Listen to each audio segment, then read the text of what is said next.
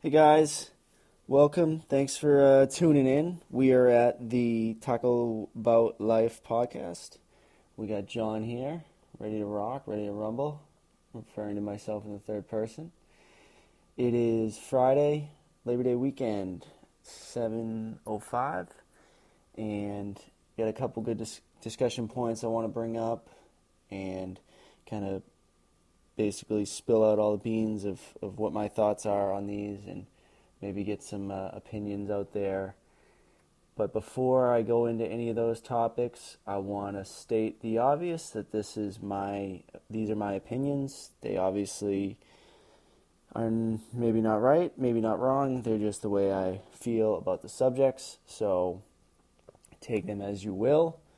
And I will be pausing every so often to take a sip of water, so I apologize if that becomes annoying. But again, I'm going to kind of ramble on here, and this is going to be a zigzag conversation, but here we go. So, first topic point I wanted to discuss: athletes at the gym, at CrossFit gym specifically. And when I say athletes at a CrossFit gym, I mean class members. So I am not a CrossFit coach. I have been in the past.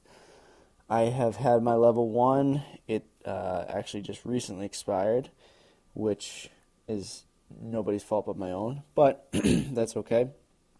But anyways, so CrossFit gyms and CrossFit class athletes, class members, they are awesome, okay? These people, let me rephrase that. 99% of them are awesome. Some of them go in basically with no intention but to complain and whine and be a pain in the butt. But for the majority of them, they are great. They are awesome. Really, anybody that goes to the gym and basically is taking on the challenge of bettering themselves in the fitness field, that's great. Like it's great for them. It's great for our world. It's just an overall great thing to be doing. And so CrossFit members are awesome. But what I'd like to discuss here is the fact that when it drives me nuts, because like I was at my CrossFit gym tonight, the gym that I attend and I take classes at, and they go over hang squat cleans, above the knee, below the knee, and then a full squat clean from the floor, right? And so we got a member there that has been going to the gym for about 1 month, right? And he used to be a boxer. I think he's a father of like 2 or 3. I don't know, let's say he's 35, 36. I'm not completely sure how old he is, but it's irrelevant. But anyways, so, going over the progressions of a squat clean, right? So it's a dynamic movement. It is a difficult movement to master, right? And it frustrates me, and it's not, we're all victim of it, right? It frustrates me that as we try to teach these people how to do Olympic lifting, right? Olympic lifting, this isn't just, a standard bicep curl or something silly like using a machine, which I'm not saying isn't difficult or anything, but this is an Olympic movement, right? It's extremely dynamic, and it's something that's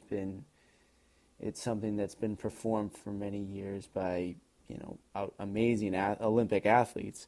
It's just mind-boggling that, you see as we're going over the progressions with this athlete, that his face just, continues to express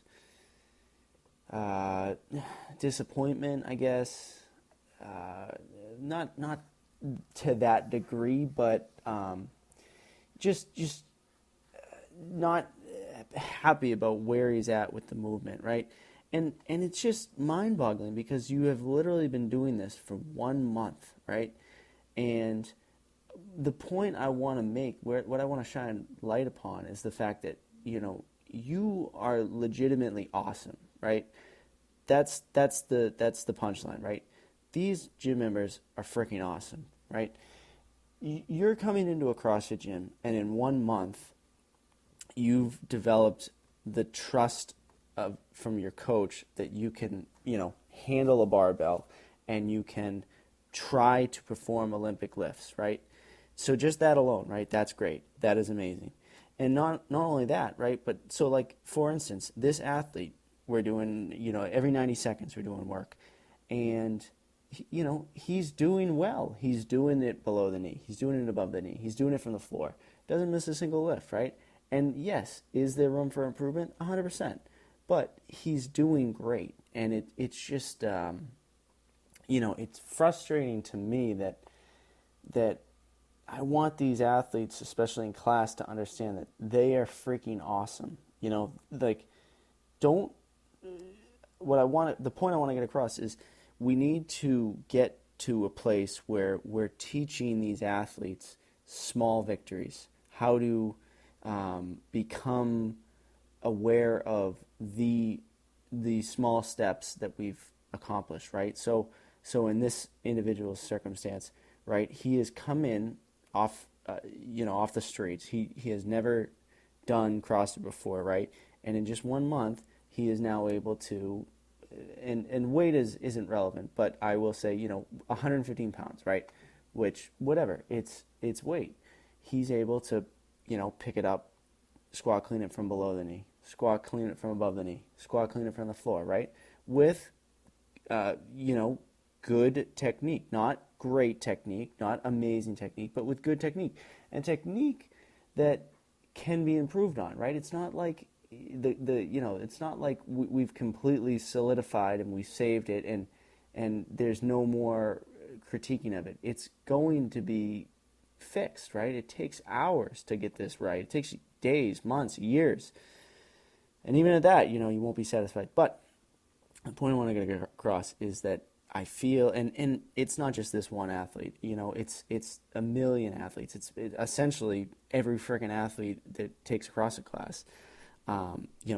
They never see, and honestly, it's everyone too. Like, I do this, we don't take a look back at where we've came from. We don't see the progress that we've made. And that, of course, gets us upset. All we see is the things that we aren't doing right or that we need to improve on. And it's just, if we could switch our state of mind, if we can switch the way that we're thinking, and we could see, flip it and take, again, this situation where this gentleman is tonight. He comes in. He starts doing the EMOM, right? Doesn't miss a single lift at 115. Does it above the knee, below the knee, from the floor. End of, an 8-minute EMOM. And instead of thinking to himself, like, fuck, I got to get better at this. Like, everyone, and he verbatim says this to me, man, they all make it look like it's nothing, right? And maybe they do, right? First off, he's looking at it from an untrained eye. So what he sees is completely irrelevant. Drink, hold on. But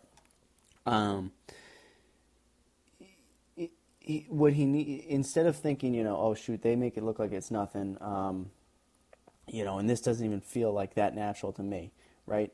If rather he could flip the switch and he could think to himself, boy, 1 month ago I didn't even know what a squat clean was, right? And now I'm hitting a lift that's, 60 pounds less than my body weight, and I didn't miss a single one, right? Imagine the momentum that he would build if that was his state of mind, and he carried that momentum with every training session he had. And imagine if we all did that, right? Like, we would all have so much positive influence, self-generated. We'd be unstoppable. Like, it's just, we need to learn how to enjoy the small victories. We need to learn how to enjoy the small steps and progress that we're making. And I think that would just help accelerate us into, more and more growth.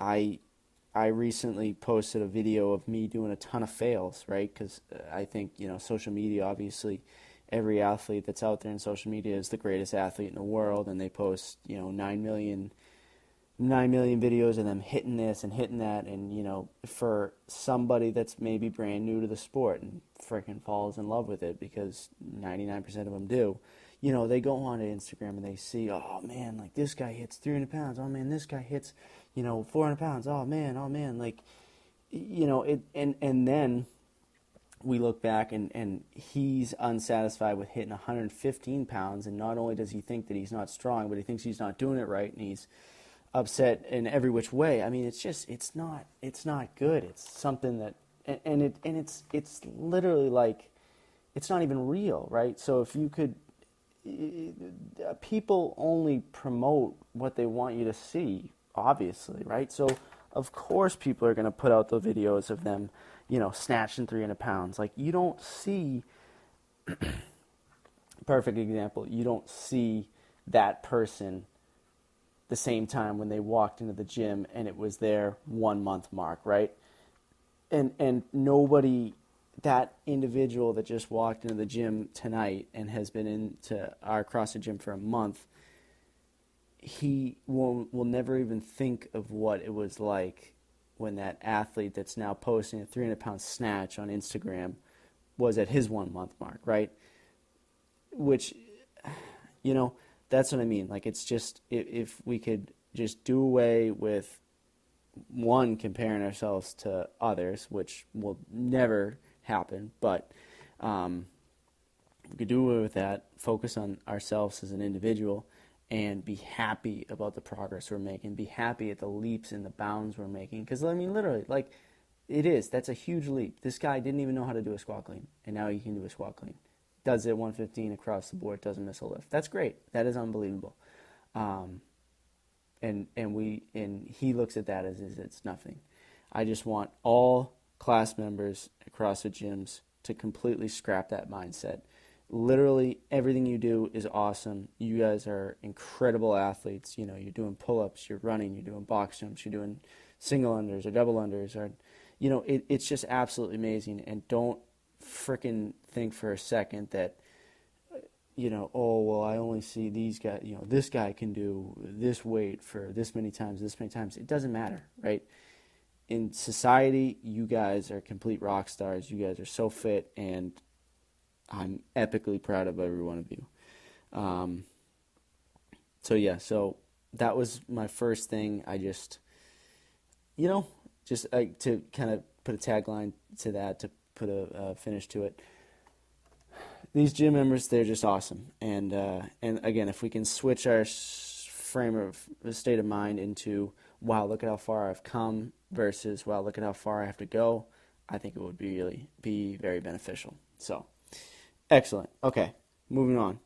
And this kind of piggybacks on to what I just said. So I just discussed the athlete in a CrossFit gym. Let me discuss the other side of that. I want to discuss the CrossFit coach. I'm not a master coach. I'm not an expert, but I have been around the sport and many CrossFit gyms, in my opinion, long enough to kind of know what a good coach is and know what maybe a not good coach is, and to potentially kind of see it from a consumer's perspective. And this is just my 2 cents. So what is good coaching? What makes a good coach? I mean, obviously there's not one answer to this, but this is what I think. You are doing CrossFit, right? And you're taking classes. And CrossFit is not cheap. I mean, there's more expensive things in the world, but it is definitely not cheap. So when a member comes in and they decide to take a membership on, they're going to pay, let's say, $150 a month, right? That is expensive. I mean, I lease a car. My car payment is almost the same, right? An automobile that I'm going to use every single day, that I kind of need, and now I'm just going to kind of do a functional fitness class for $150 a month versus going to a commercial gym, which is probably $10 a month, up to $20 a month, or just not work out at all, or maybe go for a run or whatever, which is free. So anyways, you're kind of paying for I mean, the facility needs to be nice, the equipment needs to be nice, but you're also paying for coaching, right? Because these are intense workouts, in my opinion, and they need to be coached, because if you're doing it improperly, and we see obviously CrossFit fail videos all over YouTube and whatnot, and that would be literally, you would see that wall to wall across the gym if there weren't good coaches. So, what is a good coach? In my opinion, a good coach is somebody that is energetic, that is constantly circling the room, that is, lets them know you're there.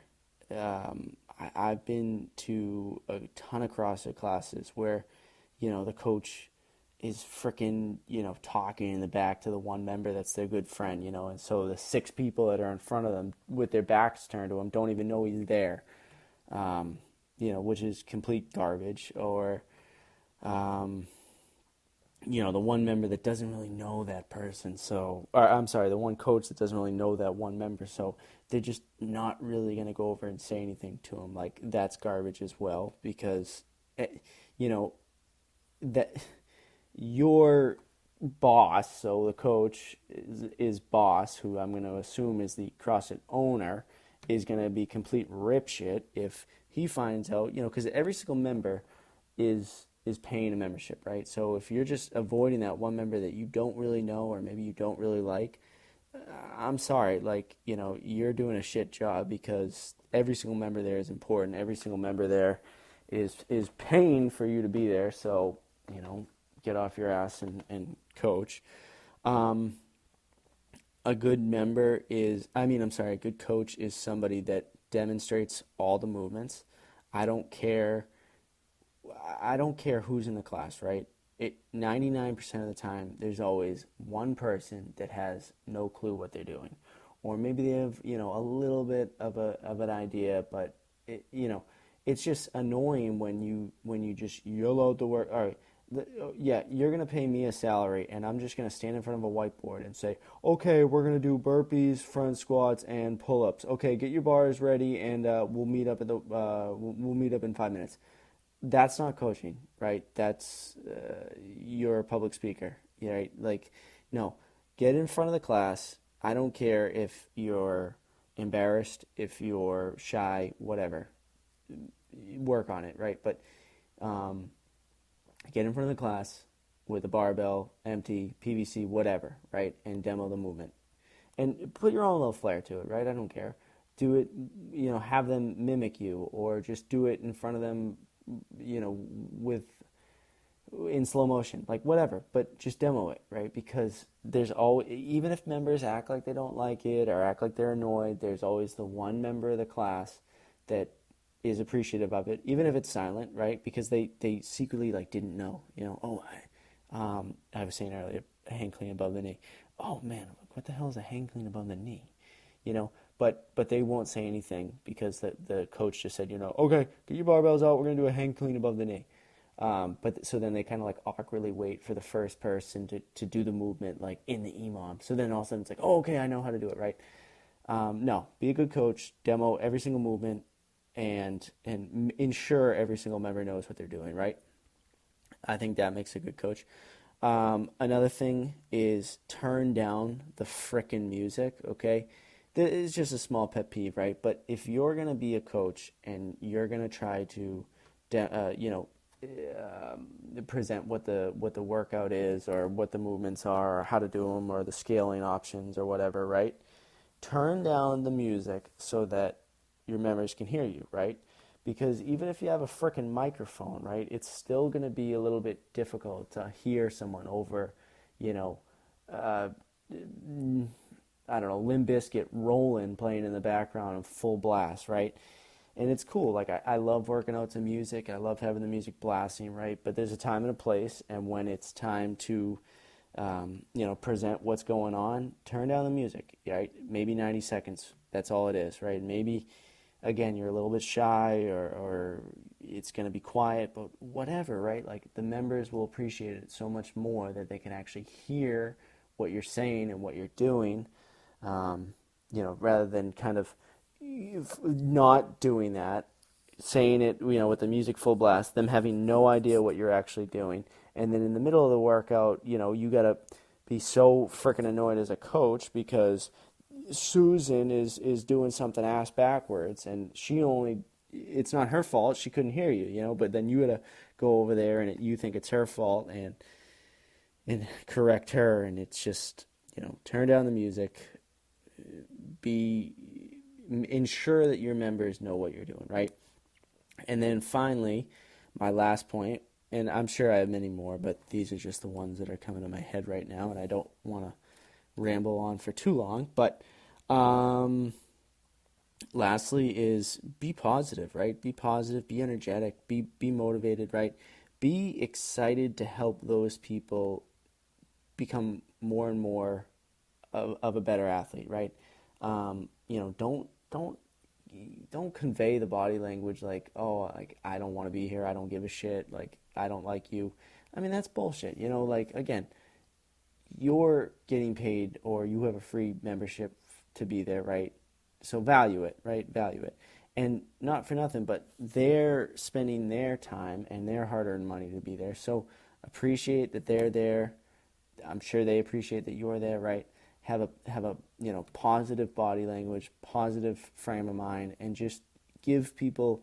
You have to believe it, right? You have to believe that you're excited to be there. You have to believe that you want to help them get better, and they'll believe in you because of the way you're expressing it. So go out there, talk to every single person, circle the room, cheer, clap, yell. Just be excited, and again, kind of to my first point, celebrate the athlete's small victories, right? Celebrate when the guy does hit 115-pound clean complex, doesn't miss a lift, right? And only learned how to do it 1 month ago. Because the more you celebrate that, the more they're going to come to the realization, like, man, that is good, right? That is good. Because otherwise, right, I think human nature, he's just going to always think, boy, how could I have done better? How could I have done this? How could I have done that? But if you can kind of get him into that state of mind where, man, the coach is right. I'm doing well. I'm doing really well, and I'm happy about this, and we're going to keep moving forward. I think that would help the whole community get better. So that's my opinion on what makes a good coach. Not saying that I was a great coach, but it's just my point of view, and I'm happy we covered that. Quick drink of water. Hold on just a second. Okay. Third of 4 topics I want to discuss is my training. Woohoo! So I have been doing CrossFit for some time now. My training has been all over the place. I've trained by myself. I've trained with friends. I've trained at a competitive CrossFit gym. And I've trained with classes. And now I'm training semi in classes, semi by myself again. And it's fun. It's been good. It's interesting because I kind of know... I'm a pretty good gauge now, I think, of my body and what I need to work on and how I can improve. And it's honestly, it's actually been a lot of fun too, because I'm getting to test things out, inserting movements, removing movements, focusing on this movement, ignoring this movement, whatever. Whereas in years past, I've kind of always had a coach force feeding me workouts or force feeding me strength templates or whatever it may be, right? So now I'm kind of doing my own thing, and it's been fun. So I just kind of wanted to share with you some of my training ideas and things that I'm working on that hopefully get me better. I mean, I'm not as serious and competitive with my training right now as I was in years past, but I do want to keep getting better, and kind of a small piece of me wants to be just a freaking badass again in CrossFit and honestly be better than I was at my peak, because I'd like to see if the way I'm programming right now is going to, like I said, help get me there. So let me discuss some of my details. So, and again, I'm not saying this is right. I'm not saying this is wrong. This is just something I'm doing. Maybe it's dumb. Maybe it's super intelligent. I don't know. But my training ideas. So currently, I am not squatting at all. I've always felt like, and I'm sure a lot of people feel this way, that we squat a zillion times a week in CrossFit. Between wall balls or squat cleans or snatches or, a workout a WOD that has front squats or a WOD that has back squats or air squats. It's a lot of squatting. And whenever and I like to do back squats, and I like to do front squats. But when I was constantly adding in heavy back squats or heavy front squats amongst everything else, it just kind of like wore me down, right? So my legs would be tired, my knees would ache, my hips were freaking screwed, and my lower back was constantly compressed.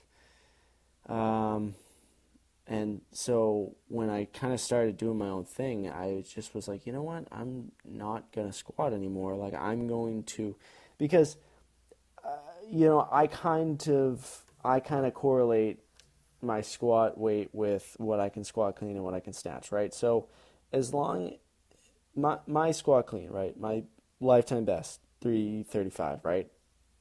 Yes, I would like to probably increase that. I mean, if I could get that to like 350, that would be great. But just because I can, as long as I can front squat and back squat that weight, like I don't see why I need to keep squatting to try to get my squats heavier, right? Because like I'd rather work on getting the squat clean heavier than grinding myself down with front squatting and back squatting to squat more.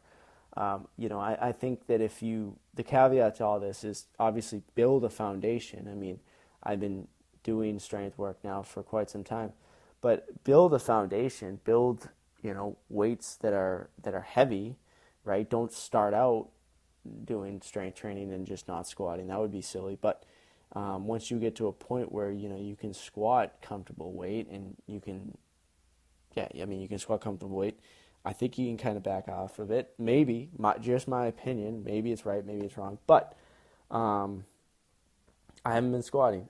I've actually been doing a lot of lunges. I think that the lunges have a little bit more like oomph to them. I think that they are programmed rarely in traditional CrossFit. So to do lunges more frequently, I feel like it just as a whole like really strengthens the legs, and I think it gives you more just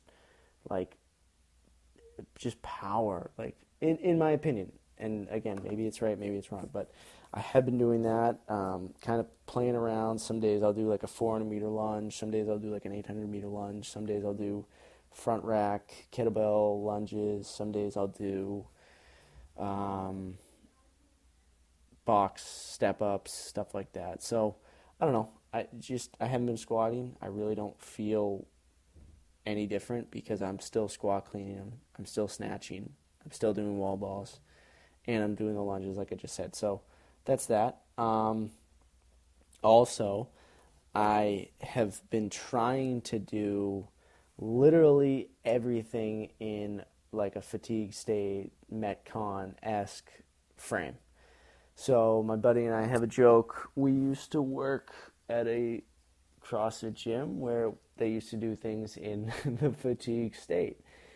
And we always laughed because it was like, hey, what is Massachusetts? The fatigue state. And, we just kind of poked fun at it back then. But now I'm getting a lot more into it. And here's my reasoning. Because in a CrossFit competition, you know, very maybe one event will be a 1 rep max. Maybe one, maybe two, right? But that's that, right? So one event is a 1 rep max where you come in, you're fresh, and your only objective is to lift as heavy as possible, right? So every other event is cardio based, cardio centered, cardio focused. And some of those cardio events could have heavy weight in them. So if you can lift, let's say my best squat clean, let's say is 300 pounds, right? But I'm, fresh as a daisy. I slept great the night before. I came in, I took a zillion milligrams of caffeine, and I'm freaking fired up out of my mind, right? And I go in and I do repetitions, and I get up to 300 pounds, right? PR, great. But then all of a sudden, I do a heavy squat clean workout where, perfect example, like 16.2, it's 50, 25 toe to bar, 50 double unders, and then volume squat cleans, right? Well, in my mind, this is hypothetical, as in I'm not doing the training I'm doing right now. In my mind, I have a 300-pound squat clean. Like, I can definitely do 225 squat cleans. No problem, piece of cake. Yes, doing a 225 squat clean, for one, should be a piece of cake because you have completed a 300-pound squat clean. But doing it for volume like that is going to just be a whole different story. So I'm really kind of rambling on here, but my point is that I am trying to do every bit of strength work that I do in a fatigue state. So whether I'm, trying to hit 10, 15, 20 wall balls on the minute and then do like 5 squat cleans at 225, or, do a couple burpee box jump overs to get my heart rate spiked, and then try to hit like 3, quick singles squat snatch at 205. I just and build on those, right? So, maybe one week I do that at 205. Well, then the next week I try to increase the burpee box jumps and increase the weight on the squat snatches, right? So my capacity is building up and the weight I'm able to put on the bar is building up, right? And then hopefully, if maybe my training methodology is correct, so now I'm comfortable doing this stuff under fatigue with a high heart rate, with sweat dripping from my forehead. Maybe now when I do have the occasion where they say, okay, event 1, you're going to do a 1 rep max snatch, right? Well, hopefully I feel great because it's like, boy, I'm going into this fresh. Like I can hit 225 under fatigue, after a whole crap ton of volume and with my heart pounding out of my chest. Now maybe I'll be able to hit something outrageously high because I'm fresh and my muscles are ready to rip. So that's kind of what I've been doing for quite maybe a month and a half now, is doing everything in the fatigue state, doing everything after a conditioning piece. So whether it be like I said, 250 meter sprint row or 500 meter row, right into 10 push jerks at 185, whatever. Doing that, getting comfortable like that, and keeping my fingers crossed that it will pay out and hopefully be really good. So yeah, I've been not squatting, doing a lot of lifting in the fatigue state, and then finally I've been doing a lot of D-ball work. I always felt like I needed to do more pulling. I needed to get stronger pulling things off the ground. And the gym I go to, they have a 75, a 100, and a 150-pound D-ball. So I've been trying to do ground to overhead. I've been trying to do D-ball holds. I've been trying to do D-ball walks.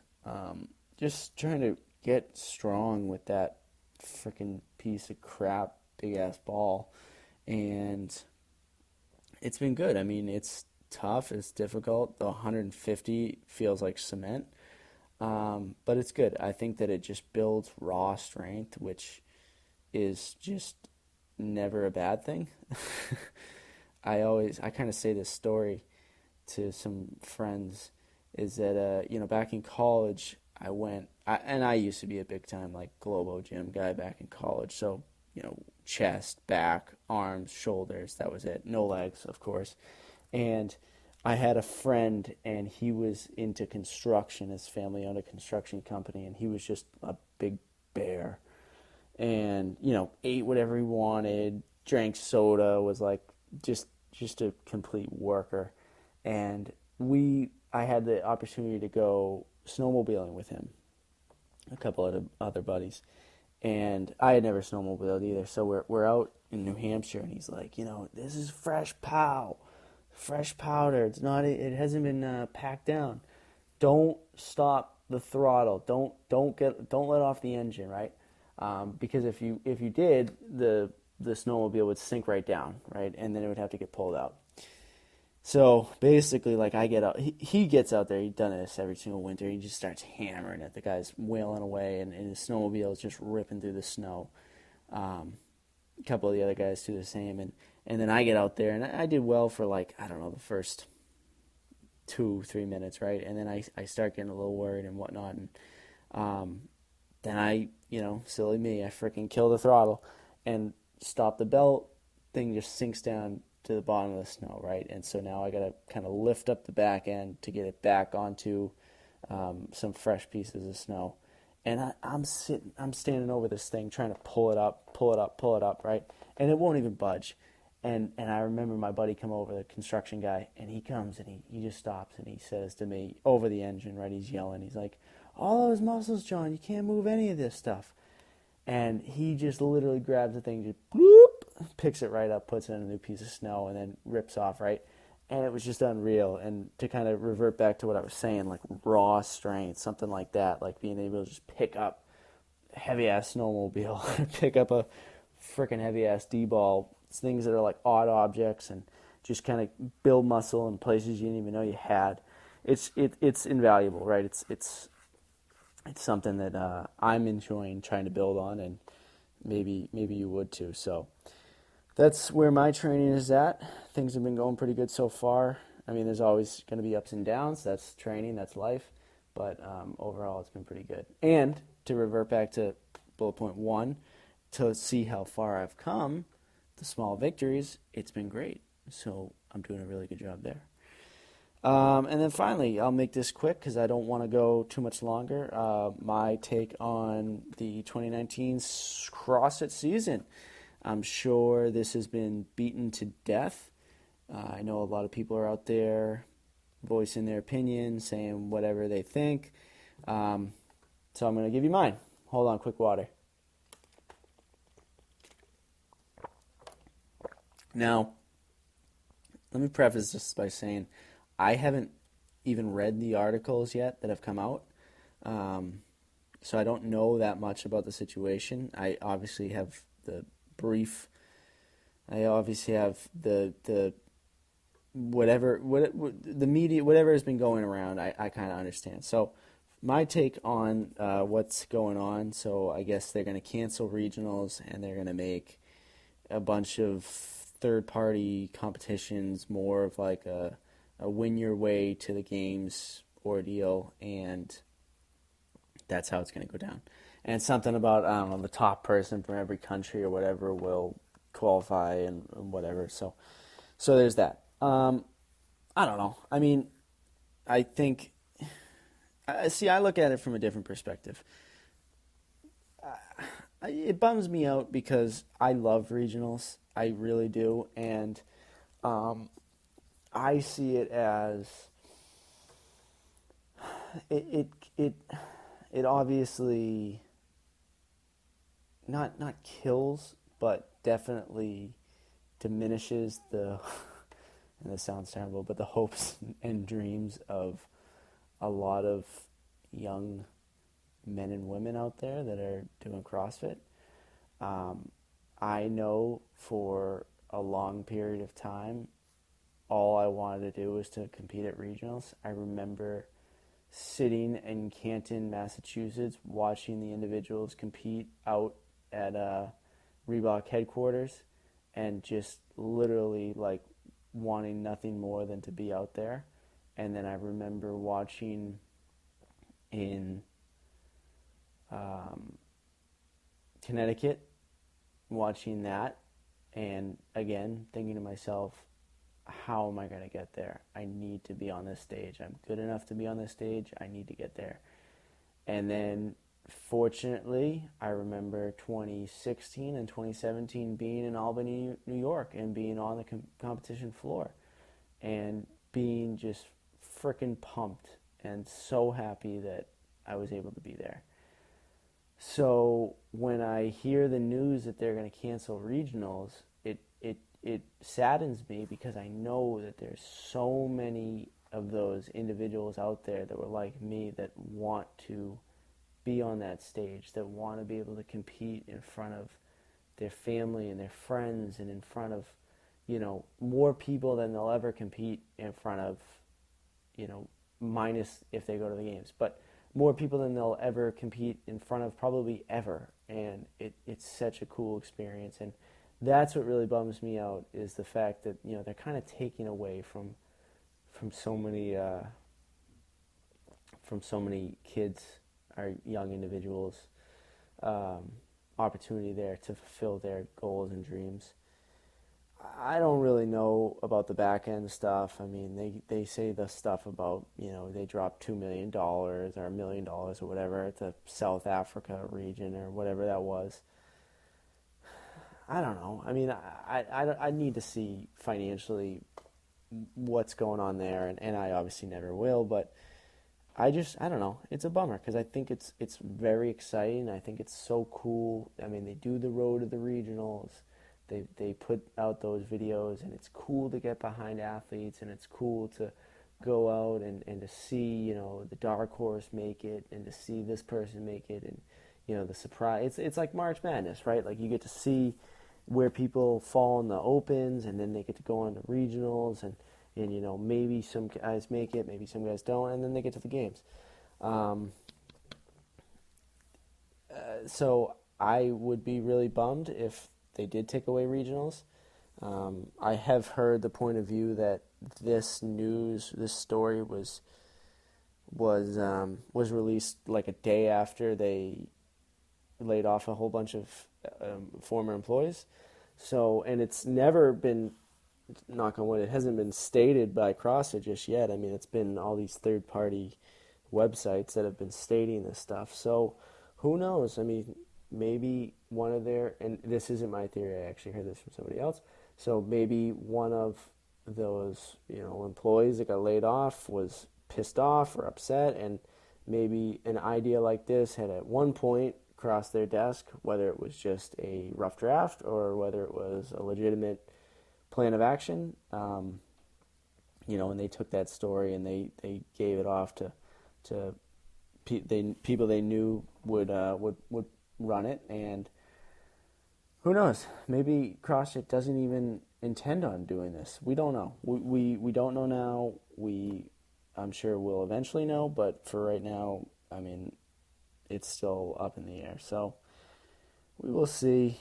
Again, my take on it is I want regionals to stay, for one, the selfish reason of wanting to go, to want to compete, to want to watch, to be a fan too, because I'm never going to go out to Madison. I'm not going to go watch the games. It's just, one, the schedule is all over the place. Two, I just don't have the desire to want to do that. But as a fan, it's easy for me to get to Albany, New York. It's easy for me to get behind athletes that I know and that I've probably trained with, or have dropped in or I've dropped into their box or whatever. That's awesome, and that's what I really want to see and I want to do, and I hope that regional stays put. So, and all the other crap about getting winning a bid by winning Wadapalooza or winning Granite Games. I don't know. I'm not going to follow that as much. I just don't. It's too spread out. Like it's going to be. I say this now. Maybe it won't be, but for me, like maybe it would be hard for me to keep up with who actually has a spot to the games versus, who still needs to win a spot, and it kind of waters down the Open. I mean, if you're going to only take one person from the CrossFit Open to go to the games per country, like what is the point of really grinding in the Open? I mean, if I'm going to compete in the Northeast, I guess they're still going to do regionals. I guess it would be worldwide. So if I'm going to compete in the Worldwide Open, and what is my incentive to go super, super, super, super hard? Before, top 20 in your region, if you're putting in the hard work and you're doing well and you kind of know where you stack up, it's attainable. But, to go worldwide and be like, okay, well, I was 110th in my region last year, and this year I'm going to win the Worldwide Open. Whatever, I don't know. Because I'm sure CrossFit's they don't really care about that stuff. But anyways, I don't want to keep you here too much longer, so I'll wrap this up. I hope regionals stays. I hope the season stays the same, and whatever necessary changes they have to make, don't rattle the cage too much. I went over my training ideas. Take of it what you will, and what makes a good coach. And finally, how awesome CrossFit gym class members are. That's all I got to say. I thank you so much for listening. This has been Bout Life podcast, I think episode number 2. And I'm signing off. Stay happy, stay healthy, stay fit. Have a good night.